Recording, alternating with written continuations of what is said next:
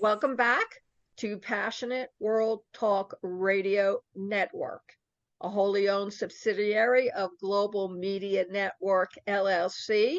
Our motto is educate, enlighten, entertain.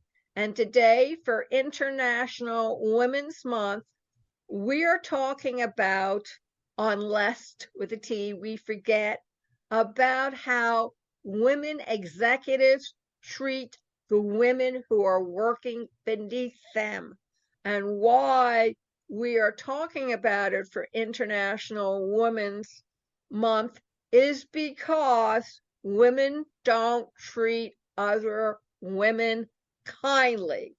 And I will let Lisa Skinner and Betsy Wurzel tell you their stories, give their opinions, and if you have any questions, please, at the end of the show, we will be giving you our emails. Please write down your questions so we can bring them up next Friday at 3 p.m. and answer them for you. So, Lisa, why don't you start off? Okay. Hi, everybody. Thanks for being here with us. So, I don't know if you're aware of this, but I actually am a behavioral specialist, and I studied and I got my degree in human behavior in college, and then I pursued a career working with people with Alzheimer's disease and dementia. That's my area of expertise. So, given that background, I wanted to approach this subject using a couple of different theories that I think will be very fascinating to you.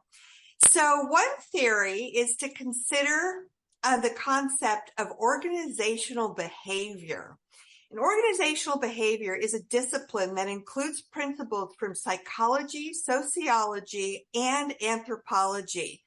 Its focus is on understanding how people behave in organizational and group environments. Like personality, emotions, moods, and attitudes, perceptions are also influenced by the behaviors in the workplace. Perception is the way in which people organize and interpret sensory cues in order to give meaning to their surroundings. It can be influenced by time, by the work setting, the social setting, other contextual factors such as time of day, time of year, temperature, a person's clothing or appearance, as well as personal trait dispositions, attitudes, and value systems. In fact, a person's behavior is based on her or his perception of reality, and that's not necessarily the same as actual reality. Perception greatly influences our decision making because individuals base their behaviors on their perceptions of their reality, how they perceive things to be. In this regard, attribution theory outlines how individuals judge others and is our attempt to conclude whether a person's behavior is internally or externally caused. One assumption is that all behaviors are learned from the environment. Now, behaviorism emphasizes the role of environmental factors in influencing behavior to the near exclusion of innate and inherited factors. This amounts essentially to a focus on learning. So what they're saying is our behaviors are learned behaviors, and that really when we're born, our mind is tabula rasa, meaning a blank slate. Groups are thought to go through 5 stages of development. Those are forming, storming, norming, performing, and adjourning. And to transition to effectiveness at the halfway mark, group effectiveness is in fact far more complex. For example, 2 types of conformity to group norms are possible. The first one is compliance, which means going along with the group's norms, but not necessarily accepting them. And the second one is through personal acceptance, when group members' individual beliefs match the group norms. Behavior in groups then falls into required behavior, usually defined by the formal group, and emergent behavior that grows out of the interactions among the group members. In order to build high-performing work teams, communication is critical, especially if team conflict is to be minimized. Because of member interdependence, teams are inclined to more conflict than just by individual people. So when I was in college, as I mentioned, the very first class I took on human behavior was a class on organizational behavior. And I was sold. This is how I knew what I wanted to do with the rest of my life. Now, in that class, my professor had us watch a classic movie called 12 Angry Men. It was recorded back in 1957. And he wanted us to watch the behaviors of these 12 jurors as they deliberated this case that they were asked to be involved in. And the purpose of this was to illustrate how certain core personalities consistently emerge in group settings. So it's an American courtroom classic drama film. The film tells the story of a jury of 12 men as they deliberate the conviction or acquittal of a teenager who was charged with murder on the basis of reasonable doubt. Disagreement and conflict among them force the jurors to question their morals and values. The film explores the many techniques of consensus building and the difficulties encountered in the process among this group of men whose range of personalities adds to the intensity of conflict. The jurors are all defined in terms of their personalities, backgrounds, occupations, prejudices, and emotional tilt.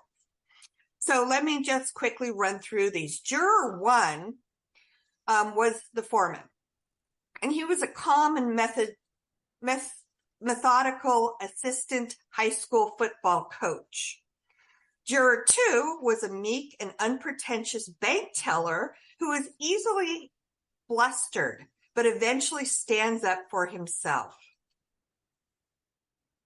Juror number 3 was a hot-tempered owner of a courier business who is estranged from his son, the most passionate advocate of the guilty verdict. Juror 4, an unflappable, conscientious, and analytical stockbroker who is concerned only with facts and not with anybody's opinions. Juror number 5 was a Baltimore Orioles fan who grew up in a violent slum and is sensitive to bigotry towards slum kids. Juror number 6 was a tough but principled house painter who objects to others, especially the elderly, being verbally abused throughout his life. Juror 7, a wisecracking salesman who is more concerned about the Yankee game he is missing than actually the case. He didn't really want to be there. Juror number 8, and we all remember Henry Ford. He played juror number 8. He was a humane, justice-seeking architect and father of 3, initially the only one to question the evidence, and he initially voted not guilty. Juror number 9 was a thoughtful and intelligent elderly man who was highly observant of the witnesses' behaviors and their possible motivations. Juror number 10, well, he was a pushy, loud-mouthed, and xenophobic garage owner. And finally, juror number 12, an indecisive and easily distracted advertising executive. Now, the professor of law emeritus at UCLA School of Law, his name's Michael Asmo, referred to this film as a tribute to a common man holding out against lynch mob mentality. Since then, I have paid such close attention to this theory, and I have definitely noticed in the 30-something years since I had this class, almost 40 years, I guess I should say, without trying to date myself, that what I learned and what I'm sharing with you all today is so true. The settings change, the faces change, but these distinct personalities really do emerge no matter what. There is something definitely to be said of the adage, there is one in every crowd. Now, there are several personality types of people in an organizational setting that can dictate the behavior of individuals. And the more you can understand the distinct personality types that tend to emerge within organizational or group settings, the easier it will be to identify them and to understand why these distinct personality types surface in these settings. And the reason why I went to the trouble of giving you a little synopsis of the personalities of these 12 jurors is because during the movie, those personalities changed dramatically. And this is the whole point to this theory, that in organizational and or group settings, core distinct personalities of people emerge, even if that's not really their true personality. And I can honestly tell you, I have seen this throughout my entire career. So I'll tell you the distinct personality types. You've got your extroverted personality. You've got your agreeable personality. You've got your conscientious personality, your cautious personality, your self-conscious personality, the adventurous personality. And there are also, in addition to these distinct core personalities that live inside us, and then our circumstances bring these out in us, there are also common patterns of behavior that come out in group settings. So one of them is called the overcompensating behavior. Then there's the brown nosing or sucking up behavior. There's people whose behavior emerge and they just start putting others down. That's a common behavior in group and organizational settings. And then shyness, social withdrawal, fidgeting, anxiety, and avoidance are all typical signs of a person's insecurity. Insecure people are less likely to be social in the office and not want to speak out or contribute much to the team. They may be overly anxious, nervous, and even fidget when placed in uncomfortable situations. The insecure person may avoid situations that require confidence, such as giving presentations. So that's one theory that I wanted to share with you about this subject that we're discussing today. Another theory to consider that might explain why women are mean to other women is that female rivalry happens when a woman uses her power to keep another woman down, mistreats her, or competes unfairly. Women can and do internalize patriarchal messages that women are not as strong, not as competent, or as capable as men. This is known as internalized sexism. It's a real thing. Women unconsciously absorb beliefs about their rightful place, and those messages show up in how women judge each other. That can lead women to mistreat, underestimate, and distance themselves from other women in order to increase their power and standing among men. In addition, successful leadership has long been defined by men, as we all have witnessed in our lives.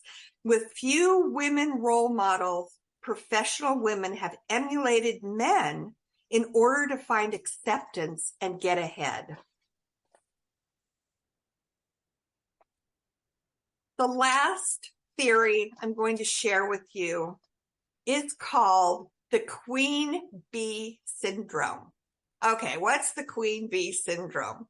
Queen Bee Syndrome is a term used to describe women professionals who rise through the ranks and then alienate more junior women because of the threat they pose to this newly achieved position. They become heartless drones, like Meryl Streep in Devil Wears Prada, and pretty much makes work utterly miserable for their female subordinates.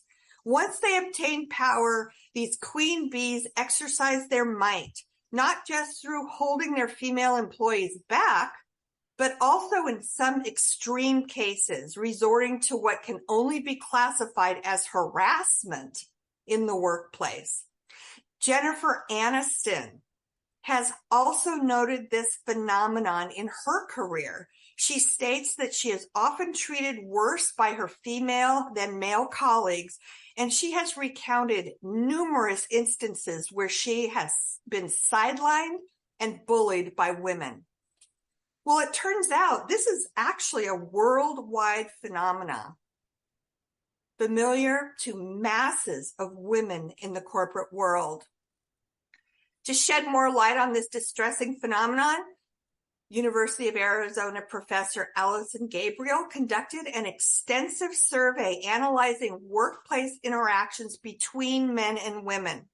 The study revealed that women are more likely to feel mistreated by their female colleagues than their male counterparts, just like Jennifer Aniston has said she has experienced. I can attest to that too. So there's 3 theories that we can consider.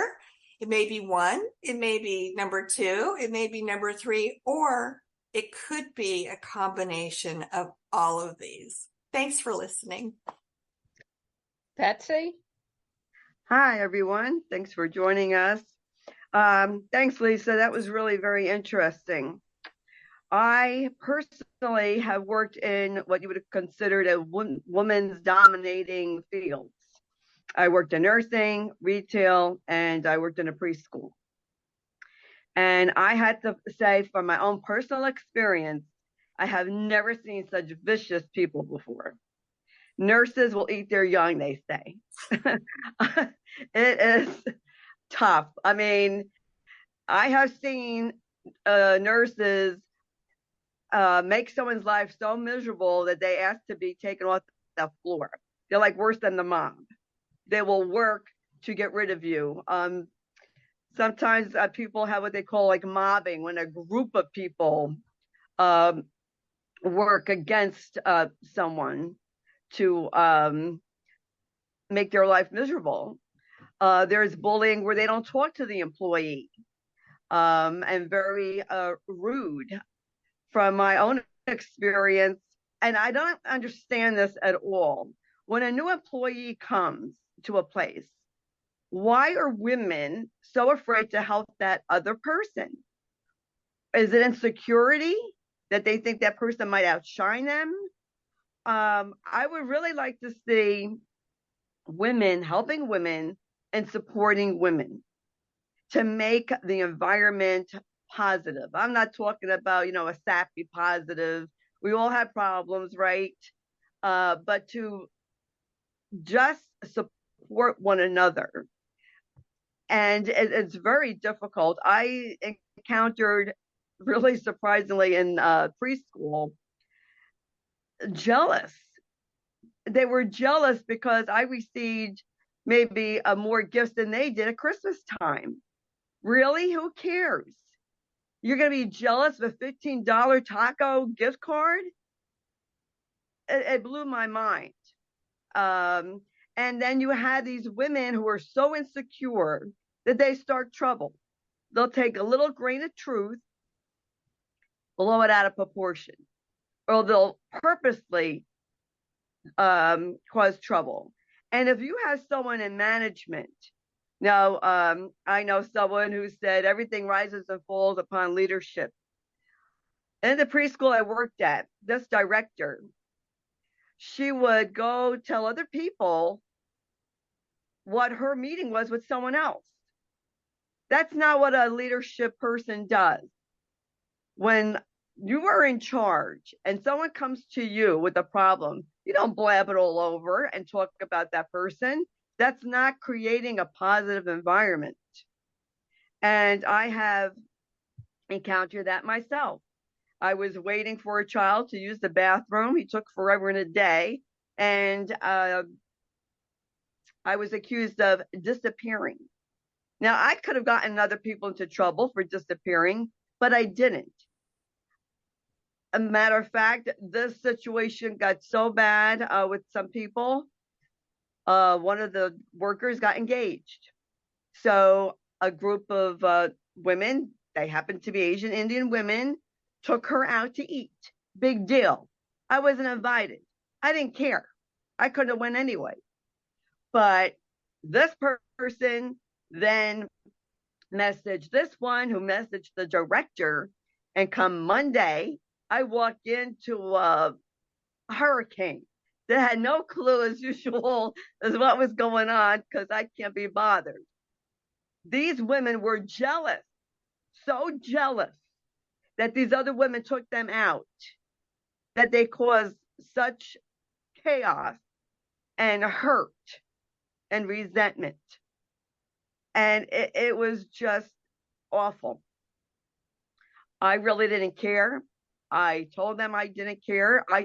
A coworker came up to me and was crying and apologized to me because she thought she hurt my feelings. I said, no, you did not hurt my feelings.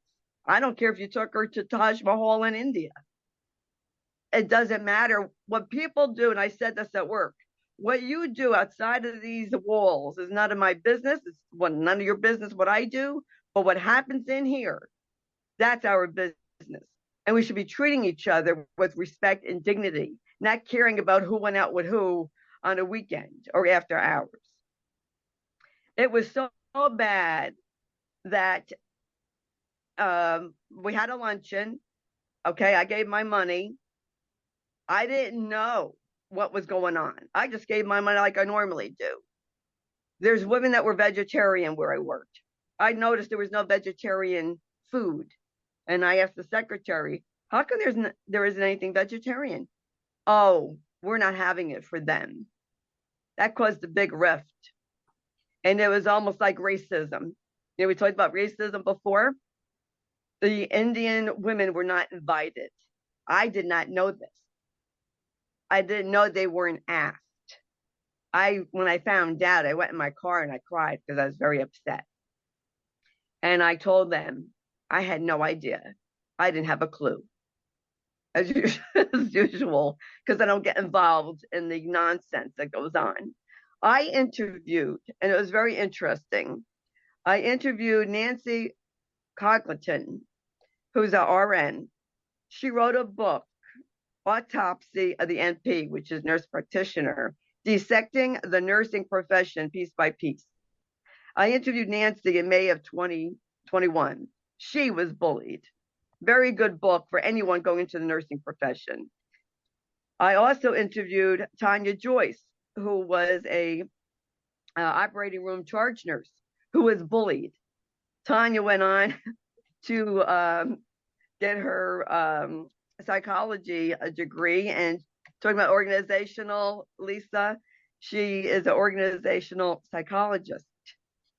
And she has she is owner of professional consulting and coaching. And she is a certified professional coach. I'm going to put the links of this in the blog, so please read the blog. And one of the hosts on Passionable Talk Radio, Sheila Wilson, who has the show Stop Healthcare Violence, she interviewed Deborah Falzoi, F-L-Z-O-I, Falzoi, not sure how to pronounce the last name. She is founder of dignitytogether.org, and she is a coach also that will help people in the workplace who have faced bullying and mobbing. Because what this does, folks, when you were bullied and mobbed, it causes self-doubt of the person. It can even make someone suicidal, depressed, and then they're not anxious, and then they're not able to function at work. Is this what we want? Is this what we as women want to do to each other? This has to stop. And am I passionate about it? You better believe I'm passionate about it. It has to stop. We as women need to really come together in the workplace. The judgment is disgusting. You know, when I lost Matt, I went back to work and parents came up to me. I started to cry. I couldn't help it. Cried just thinking about it. And I could see the stares of the other women, and I knew they were judging me. I knew they were going to talk about me. Why do we have to be like that? There was a woman who lost her husband like suddenly in the next building. And when I saw her, I hugged her. I said, I'm sorry about the loss of your husband. And I said, I'm going to be facing the same situation. And when she brought the plaque for her husband, she showed it to me. And she said, Betsy, I cried when I saw this. And I said, I don't blame you. I would have cried myself. I'm going to cry myself until I cry now. It's like when there's a problem or we're having a problem, why can't we just help each other? And I have to say this in honor of International Women's Day and Women's Month. And at Passion World Talk Radio, and I'm grateful to be a host on Passion World Talk Radio. Lillian Cauldwell, who's CEO, and Jeanne White, who's station manager, Passion World Talk Radio, were the two best mentors I have ever had in my life. And I'm not just saying that because I'm a host or Lillian sitting right across via Zoom. It's the truth. I never had a mentor in any workplace I ever had.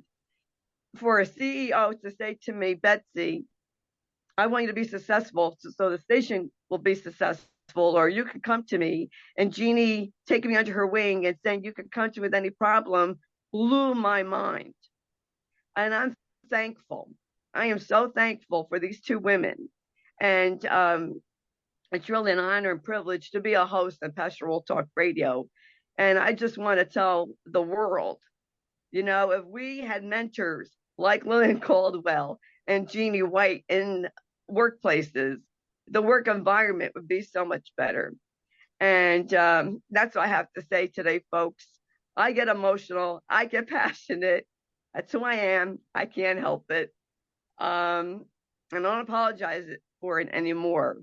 But when people go to their supervisor for the most stupidest things, I was actually reported for ordering out. Can you believe that? People went to my director and said, I order out. Well, my husband can't cook. Josh doesn't cook. I come home after 7 o'clock at night. I don't have time to be cooking for an hour.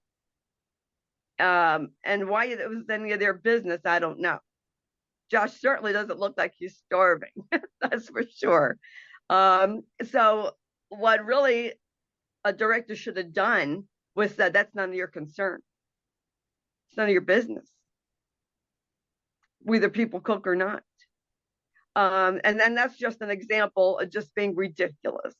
But thank you very much for listening. That's what I have to say. Thank you. That's fine. Now I can add a little bit to it. For 10 years, I was what they called a professional temporary.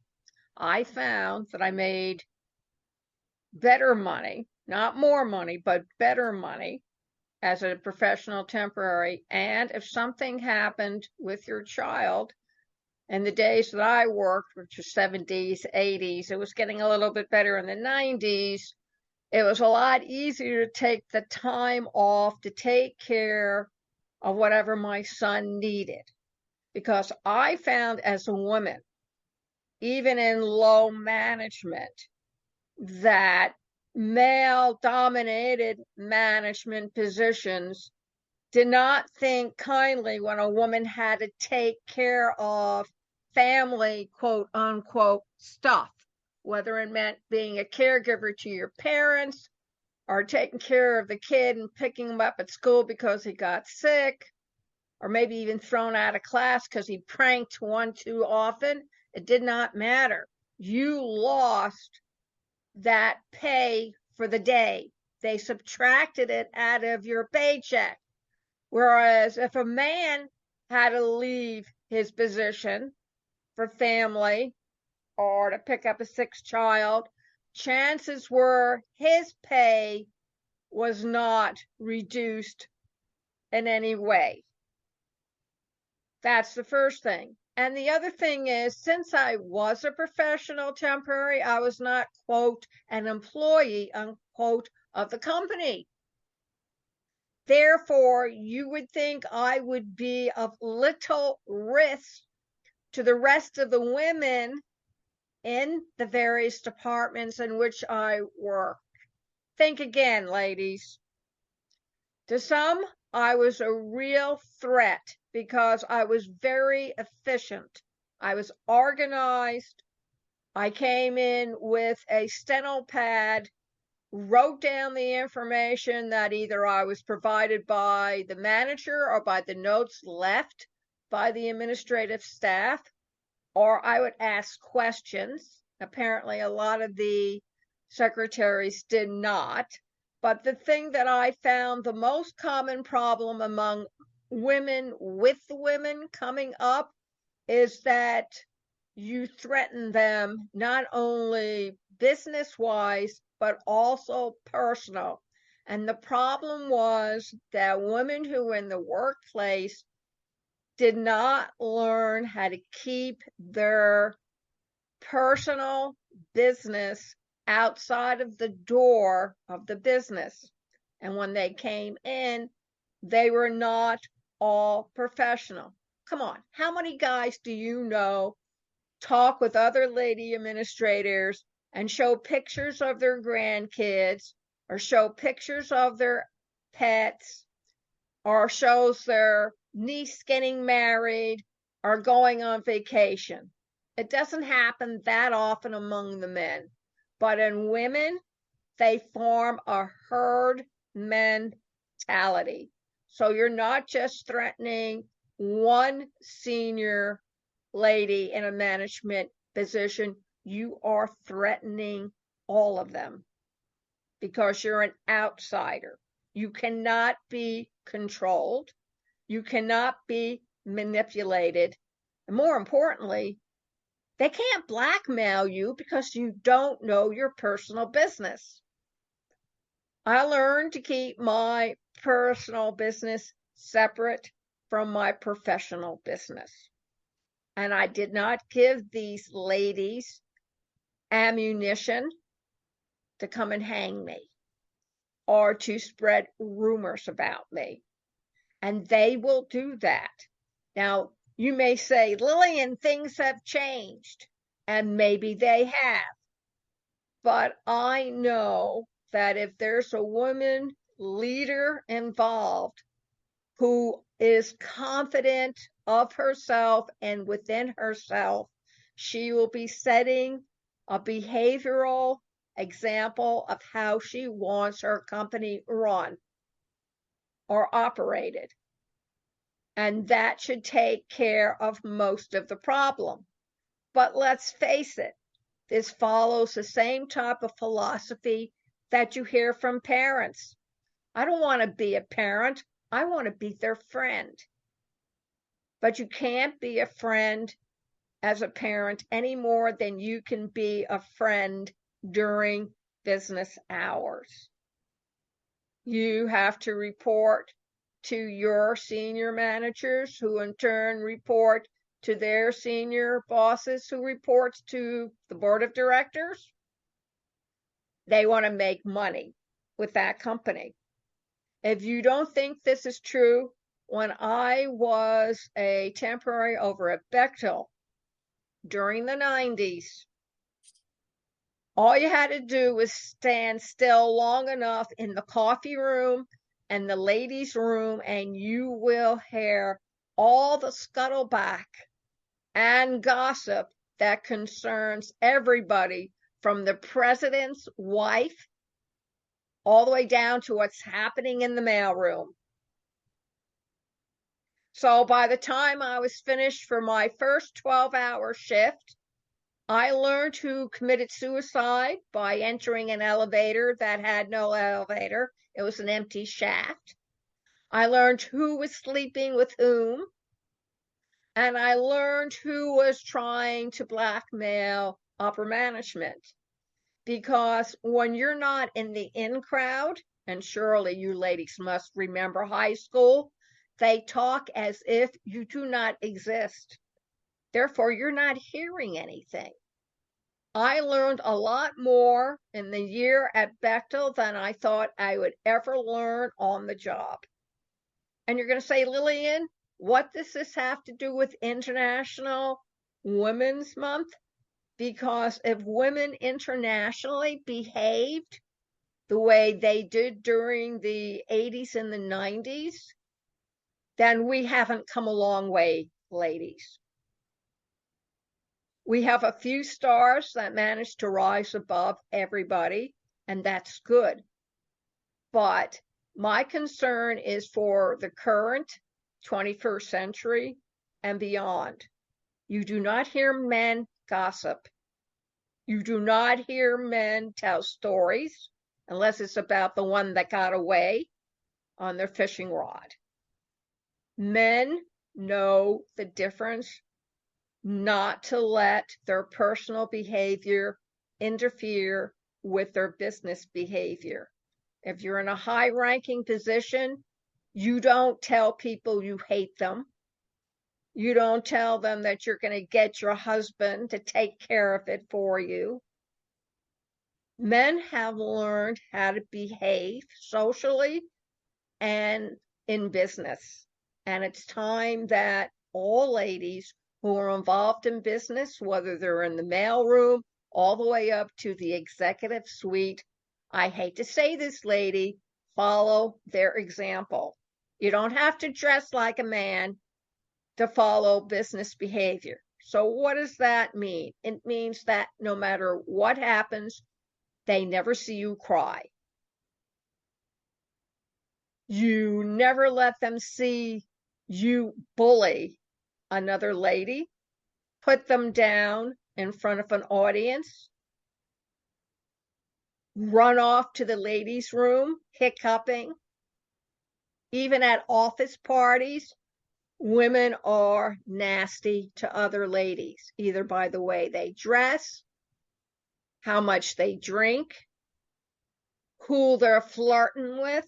You don't see men do this, and there's a reason. They can't afford to. Their jobs are at stake. And I believe that if women can believe and keep those principles in mind, there's no reason why women have to behave on the bad side to other women.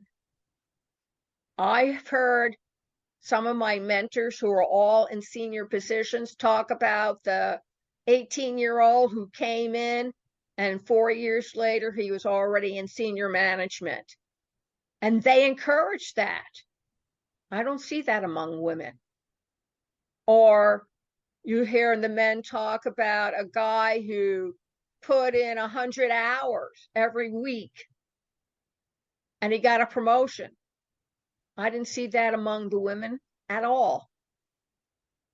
So I don't understand why women are so afraid of what younger women or smarter women can do.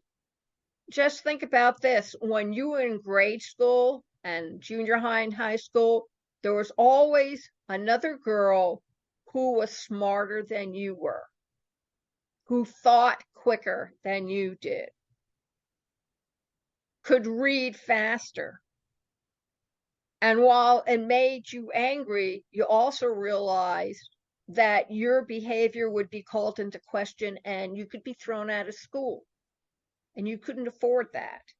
So maybe you should think, if I misbehave badly in the office, instead of being expelled, I can be fired.